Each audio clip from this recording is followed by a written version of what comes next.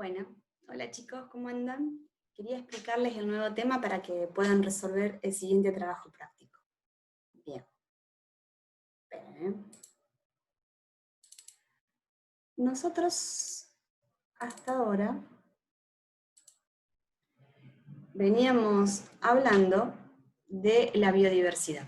Y como ustedes se acuerdan, la biodiversidad era toda la variedad de seres vivos que existían en el planeta, ¿no es cierto? Y existe esta biodiversidad porque los seres vivos, a medida que va pasando el tiempo, van cambiando y van evolucionando. Entonces, algunas especies cambian tanto que originan a su vez especies nuevas.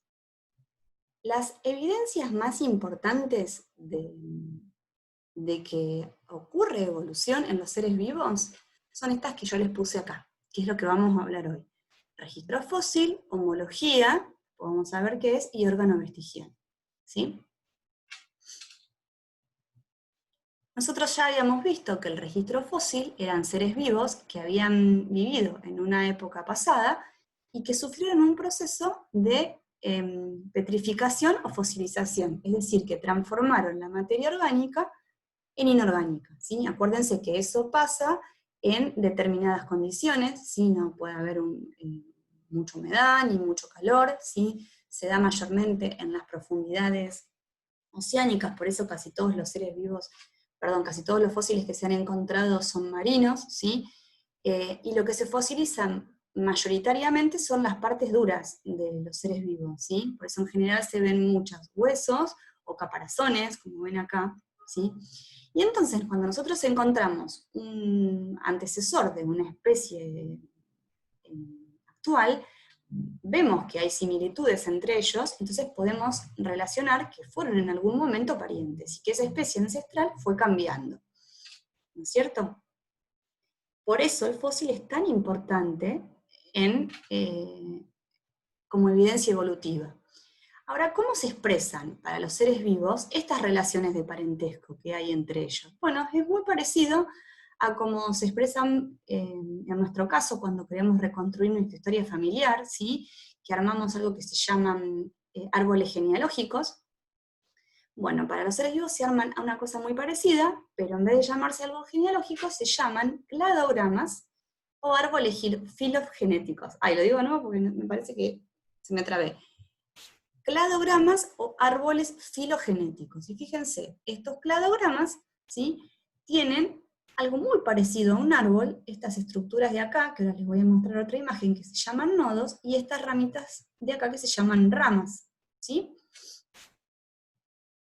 ¿Ven? Entonces, como ya les dije, los cladogramas establecen relaciones de parentesco. Entonces, fíjense acá tenemos otro cladograma, ¿sí? Entre un montón de especies, que, si nosotros miramos, están formados por, miren, esto de acá, que tiene un círculo, se llaman nodos, y representan los antepasados o los antecesores. ¿Está bien? Fíjense, este nodo se llama nodo raíz, porque este antepasado de acá es de todos, ¿sí? Todos comparten este antepasado. En cambio, por ejemplo, este de acá, solamente lo comparten el resto, ¿sí? Menos la salamandra, ¿está bien? Este de acá solamente es el antecesor del pájaro este, ¿sí? Bueno, lo mismo. Este de acá solamente es el antecesor de la zarigüeya y del topo, y así, ¿está bien? Todos lo que está uniendo las ramas, ¿sí? Es el nodo que representan los antepasados. Y esto de acá es las ramas, ¿sí? Que lo que van a representar son las especies, ¿sí? Esta rama representa a la salamandra, esta rama a la zarigüeya, esta rama al topo, etc. Fíjense, cuanto menos antecesores comparten, más parientes son. Es como si ustedes se comparan con sus primos hermanos que comparten un abuelo, ¿sí? O se comparan con primos cuartos, que van a compartir más de un antepasado, entonces tienen un parentesco más lejano. Esto es lo mismo. Estos son más cercanos de parientes que con este, ¿no es cierto? Porque fíjense, si nosotros comparamos la zarigüeya y el arrendajo azul, ¿cuántos antepasados comparten? Comparten 1, 2, 3, 4. Entonces están lejos evolutivamente. ¿Se entiende? Fíjense acá, vamos a ver si lo leemos acá. Este es un árbol filogenético, o cladograma, para representar 3 especies, ¿sí? La A, la B y la C. Está formada por nodos, que son este de acá es un nodo, y este de acá es un nodo. Este nodo es el antecesor de B y de C. Y este nodo es el antecesor de A, de B y de C. ¿Se entiende? Fíjense acá. Este es un antepasado de A, de B y de C. Este es un antepasado de B y de C, y este que está acá, que es lo mismo que pasaba en la figura anterior, ven que acá se marca, uy, se me fue el mouse, se marca solamente un círculo en esta rama, este es solamente el antecesor del topo, este es solamente el antecesor del ave esta, este es solamente el antecesor del mono araña, ¿se entiende? Bien, solo eso entonces, que recuerden que las relaciones de parentesco entre las especies se representan por cladogramas o árboles filogenéticos que están formados por nodos y por ramas, que el nodo representa el antecesor y la rama a las especies. Otra evidencia que sirve para la evolución son las homologías. ¿Qué son las homologías? Son características que tienen 2 especies y que esa característica proviene de un antepasado en común. Y puede ser que estas especies, o sea, puede ser no, es sí o sí, estas especies comparten un antepasado, sí o sí, ¿está bien?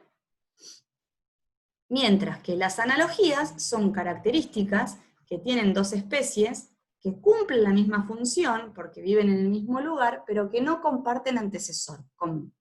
Y no sirven en evolución, porque no me están determinando relaciones de parentesco.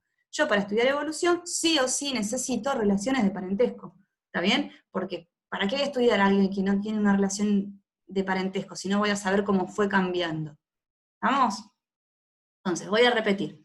Las homologías son características que comparten diferentes especies y que esas especies comparten un antepasado en común. Y esa característica es muy probable que en la actualidad desempeñen diferente función porque viven en lugares diferentes, pero tienen la misma constitución porque provienen del mismo antecesor. Fíjense, nosotros comparamos la mano nuestra, ¿sí? La pata de un perro delantera, la aleta de un delfín y el ala de un murciélago. Fíjense que en todos los casos, estos son todos mamíferos, ¿no es cierto? Todos compartimos un antecesor cercano porque somos mamíferos. En todos los casos tenemos la misma constitución de los huesos. Fíjense, esto de acá y esto de acá. ¿Está bien? Acá tenemos el húmero, cúbito y radio, y los carpos. Se da lo mismo en el perro, húmero, cúbito y radio, y los carpos. Se modifica en el delfín, que es un mamífero, que logró conquistar el agua, pero tiene lo mismo, ¿sí? El húmero, cúbito y radio, y los carpos, que están revestidos por una aleta. Y lo mismo en el murciélago, ¿sí? Que es un mamífero, que como vive, como puede volar, ¿sí? Desarrolló esta estructura, que en realidad no es un ala, sino que es una membrana, se llama patagio, y fíjense cómo modifica húmero, cúbito y radio, acá, y estos son los carpos, los huesitos chiquitos que tenemos en los carpos, que es lo que nos hace presionar así los dedos. Miren que si ustedes se tocan, se van a tocar huesitos pequeñitos, esos se llaman falanges, que también se cumple, que tienen todos los animales.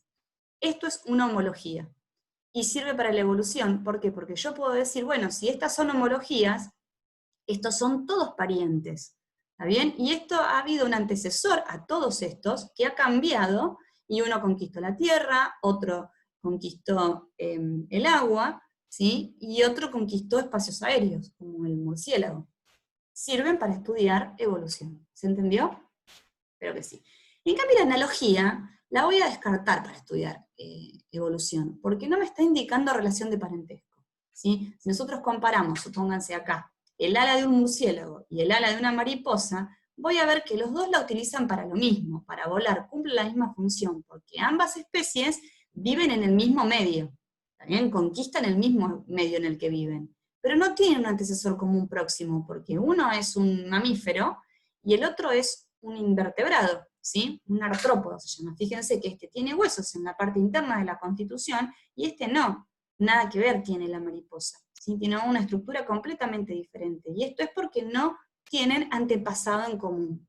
¿Se entiende? Acá está la mariposa y acá están los murciélagos. ¿Bien? Y ahora hay otra cosa muy importante para estudiar evolución, que es el órgano vestigial. ¿Qué es el órgano vestigial? Es re fácil, escuchen. Es un órgano que lo tiene una especie actual, pero en la especie actual no cumple ninguna función. Está así como onda que molesta. Pero en un antepasado de esa especie, ese órgano estaba más desarrollado y sí que cumplía una función posta, ¿sí? Y entonces, ¿qué pasa? Si yo tengo el órgano ese vestigial reducido, pero es una evidencia de que lo tenía un antepasado próximo, ¿sí? Sirve para establecer relaciones de parentesco. Y ahí estudio evolución. ¿Qué quiere decir cuando estudio evolución? Es que estudio cambios, cómo fue cambiando la especie para devenir en la actual.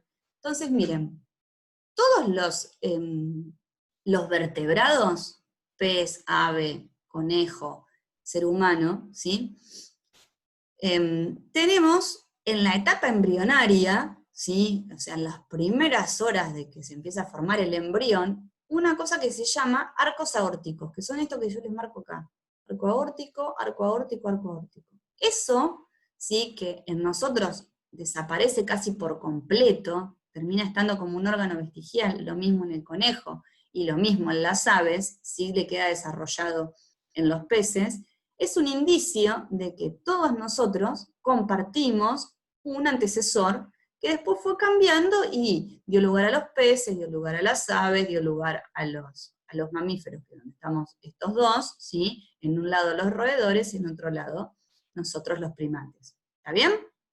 Esto es un órgano vestigial, ¿sí? Entonces, ¿para qué sirve? Y bueno, hay un antepasado. Si tenemos en una etapa embrionaria todo esto en común, estos 4 grupos, quiere decir que compartimos un antepasado. Quiere decir que hubo alguien que cambió y dio lugar a esta diversidad. ¿Sí? Otros órganos vestigiales. Ay, se me fue, Titi. Muelas de juicio. Nosotros tenemos las muelas de juicio, que en realidad ahora lo único que hacen es molestan, ¿sí?